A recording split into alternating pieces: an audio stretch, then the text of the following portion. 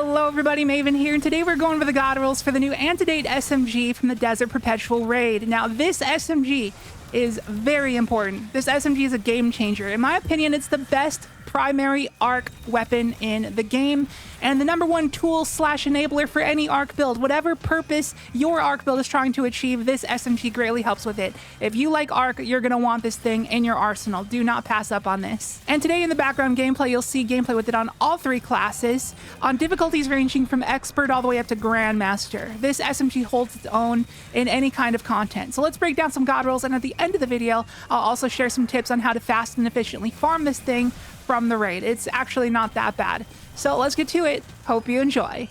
Shout out to our sponsor, Advanced GG, the #1 gaming supplement in the world. Use code MAVEN at checkout for 10% off. Link down below. Thank you. Alright, so let's go over the Antedate's possible rolls. In the left column, we got Rewind Rounds, Dragonfly, Zen Moment, Rolling Storm, Strategist, Autoloading Holster, and Rangefinder. And in the right column, we got Target Lock, Desperate Measures, Master of Arms, Jolting Feedback, Frenzy, Paracausal Affinity, and To the Pain. Alright, so let's not beat around the bush here. In the right column, Jolting Feedback's gonna be what you want. There's really no other thing to argue for.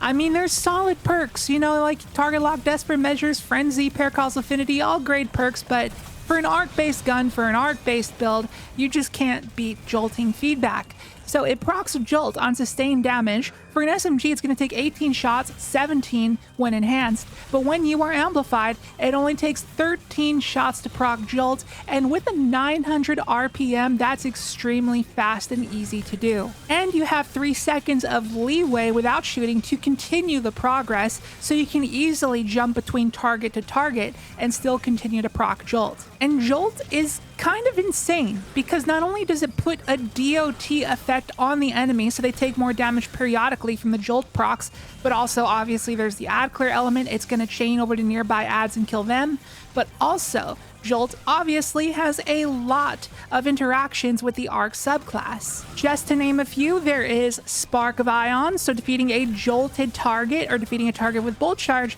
creates an ionic trace, so there's a bunch of ability energy right there. And then that ties in to Spark of Discharge, so collecting an ionic trace grants you a stack of Bolt Charge. Additionally, arc weapon final blows have a chance to create an ionic trace, and it's an invisible progress bar system in which minors grant 34% progress, elites grant 67% progress, and anything beyond that is 100% progress towards generating an ionic trace.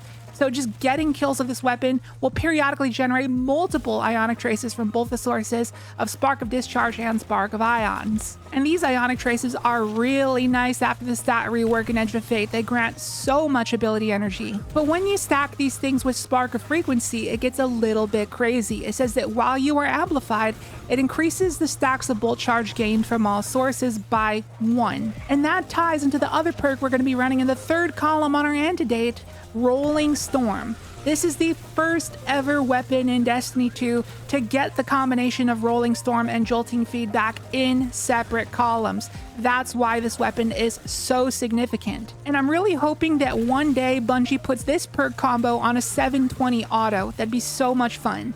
But for now, this is what we got. It's still pretty solid being a 900 RPM adaptive SMG, but this is a very good god roll. So Rolling Storm says that final blows grant a stack of Bolt Charge, while amplified, final blows grant additional Bolt Charge, so it'll go from 1 to 2.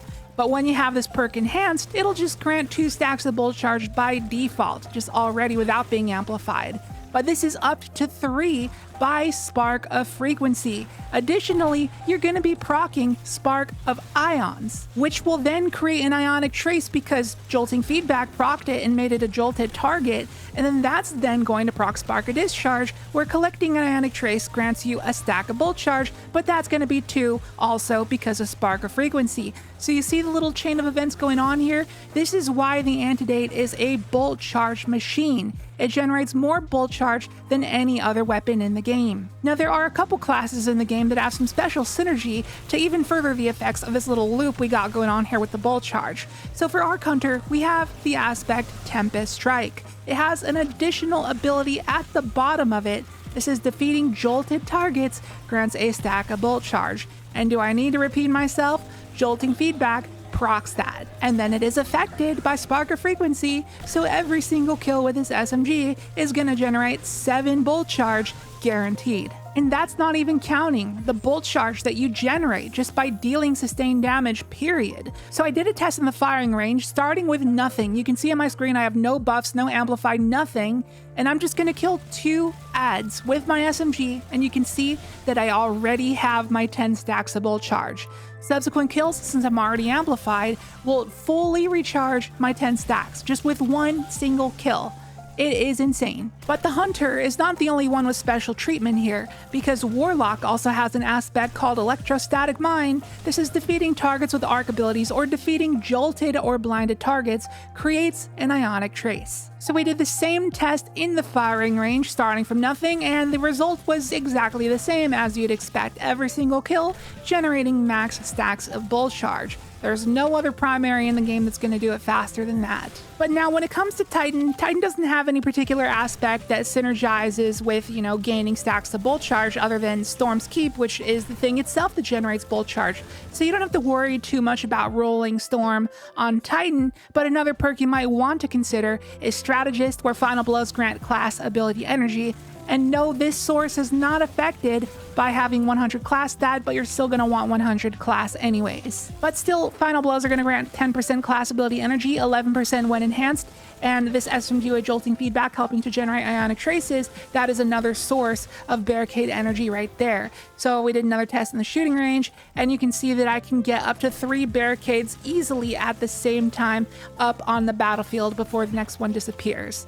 It's pretty effortless. As long as there are trash mobs around, you're just going to be spamming non-stop barricades, making sure you never run out. So if you couldn't afford to invest 100 into your class ability stat, this SMG can help alleviate that problem if you can get the strategist jolting feedback roll. But another such perk that I would consider, a roll that I have not yet gotten, is rewind rounds with jolting feedback. Unfortunately, the roll I got was rewind rounds with paracausal affinity, but as you can see in this test here, rewind rounds straight up just basically doubles your magazine size. Having like 80 in the mag for this SMG is pretty awesome. And in this test, I didn't even have extended mag or appended mag or anything like that, and it was still doubled. So I'm really hoping to get this roll in the future because it seems like it might possibly replace my Rolling Storm jolting feedback roll, because I'm already satisfied with the rate at which I gain bolt charge stacks already on my arc builds. So I don't think Rolling Storm is like absolutely necessary. It does make the bolt charge essentially infinite,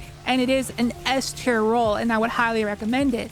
But me personally, I'm a huge fan of rewind rounds, and I will be going for this roll in the future. And one final roll newer players might be considering is Dragonfly jolting feedback, but don't fall for the bait. 900 RPM SMGs are not precision weapons. Most of the time you're not going to get precision kills, so don't pick Dragonfly, trust me. So final thoughts, TLDR, Rolling Storm jolting feedback is the god roll you want, and rewind jolting feedback is the roll you should consider. That is my advice, and now for the final part of the video, I will give some farming tips for some higher tier Antedate drops. Personally, my roll is a tier 3 drop, and I'm satisfied with that.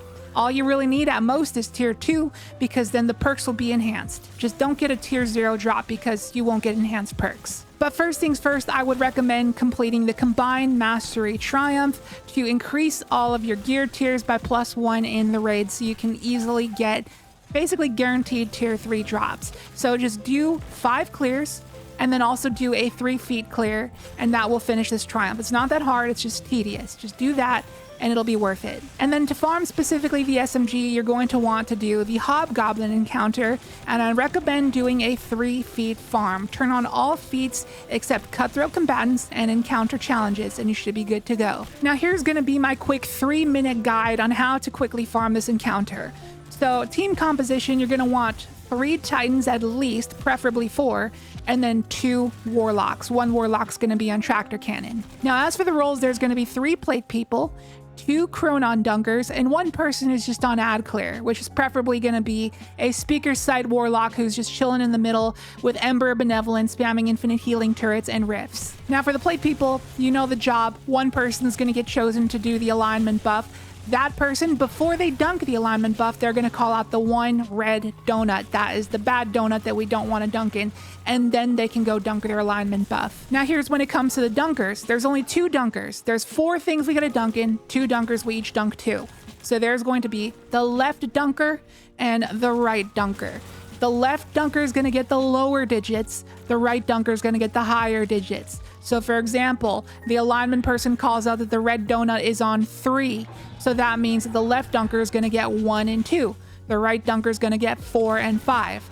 And, you know, here's another example. If they say the bad donut is number 2, then the left dunker is going to get 1 and 3 because those are the lower 2 digits. And the right dunker is going to get 4 and 5 because those are the higher digits. You get it? 2 and 2, lower digits, higher digits. And if you're an ad clear person, try not to kill the Minotaurs because that'll just screw up the Chronon Dunker's job. Now, killing the Hypernova Hydra is going to cause the Minotaurs to spawn. They spawn in 5 places: close left, mid left, far left, close right, mid right. The Chronon Dunkers, they're likely going to grab the close left, mid left, and then the right dunker is going to get close right, mid right. There's like this little crevasse in the mid right where that Minotaur is just going to be chilling there waiting for you. It's pretty easy. But obviously at the start of the encounter, everybody can grab Chronons to dunk to open the portals, but you know, I'm just talking about like the mid phase. Anyways, when the 3 Wyverns spawn, 3 Thunder Crashers are going to just crash their chicken, and then they're going to go in the middle, put a barricade, and team shot the Hypernova Hydra. Now, when it comes to DPS, the Outbreak Warlock's going to place first well because they can build their super quicker, so they can place a third well. The Tractor Cannon Warlock's going to place the second well. When the Hobgoblin teleports away during DPS, the Tractor Cannon Warlock's going to start running through all 5 donuts and then get caught out in the open. You know how it is. If you are a Titan during DPS, you're going to be able to Thunder Crash 2 times during DPS, but your third Thunder Crash that you charge, you're going to want to save it for the Wyverns during the next phase. Otherwise, the Wyverns could wipe you because they're very dangerous. So make sure you save a T-Crash if you're a Titan. And that's basically all the tips I have for the farm. It's a pretty easy farm once you get the flow down and once you know how to do it. Just got to get a good squad on LFG. It's pretty easy to find a group. When I posted a group, people joined up instantly, so you don't have to worry about like not finding anybody who wants to do a 3 feet Hobgoblin farm, because trust me, people do. So just go post on LFG and you should be good. Anyway, that's going to do it for the Antedate God Roll video. Thank you so much for watching. What is your God Roll? Did I miss your God Roll? Let me know what it is in the comments. I hope this video has helped. If it did, be sure to hit the like button. And if you are new here, please consider subscribing. Would love to have you here for more Edge of Fate content on the way. And I will catch you in the next video. Good luck with your farm. See you later.